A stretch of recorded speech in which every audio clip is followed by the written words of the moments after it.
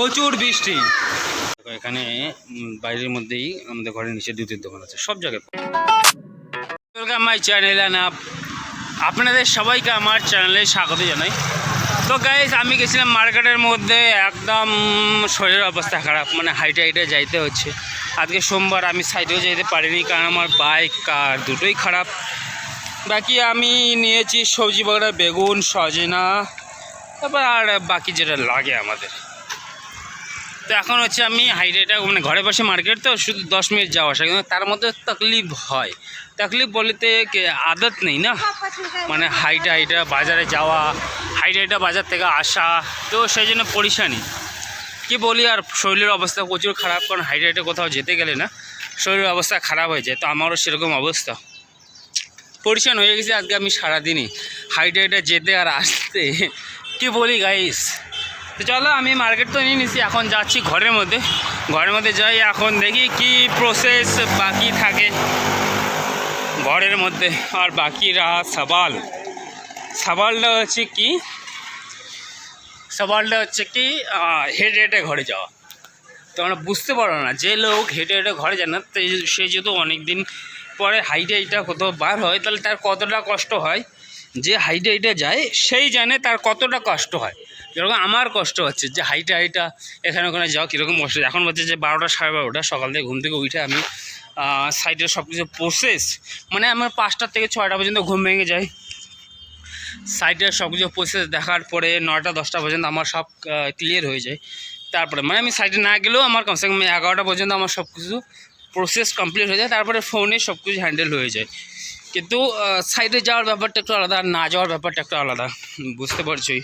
তো এরকম ব্যাপার। তো চলো, এখন ঘরের দিকে আমি চলে আসি, এদিকে সামনে ঘরে যাই, তারপরে দেখছি কি ঘরের পরিস্থিতি থাকে, তাই তো নাকি। তো চলো ঘরে যাওয়া যাক। আমি তো ঘরে আসছি, এখন বাইরের অবস্থাটা দেখো, বৃষ্টি, প্রচুর বৃষ্টি, তুফান যাকে বলা হয়। করো, এত বৃষ্টি না,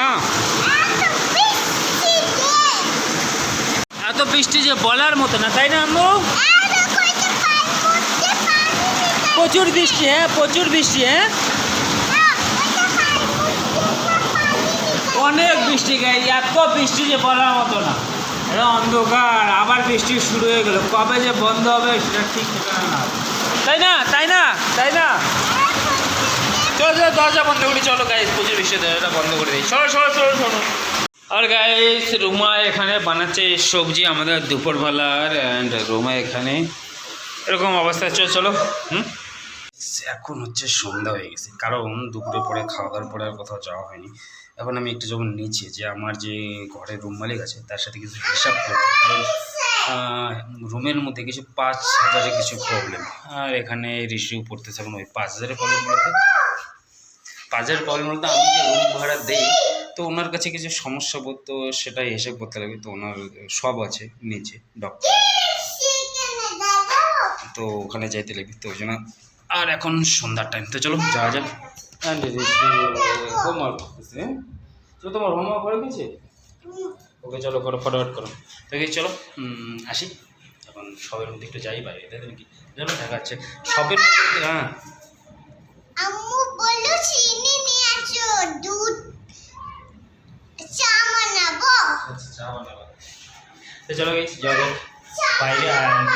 সবটার মধ্যে যাক বাইরে, কিছু কাজ আছে ঘরে, কিছু ছোটো মোটো জিনিস যেটা সবার ফ্যামিলিতেই লাগে।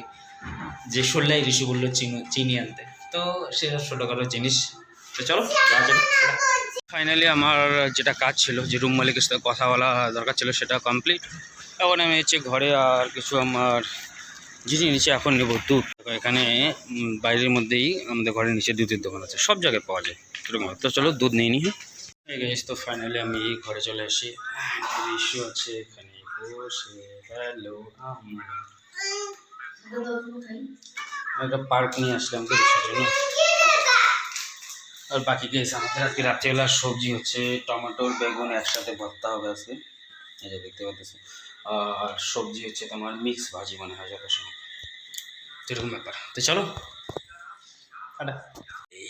তো বাজার থেকে আসার পরে আমাদের খাওয়া দাওয়া সব কমপ্লিট, আর রেশিও ঘুমাই গেছে, তো আমি তখন শ্যুট করিনি। এই খাওয়া দাওয়া ভালোই গেছিলাম খাইতে, খাওয়ার সময় তো চলো গাইস, এরকম ব্যাপার। বাকি দেখা হচ্ছে তাহলে কালকে একটা নতুন ব্লগে। আজকে টাটা, গুড নাইট।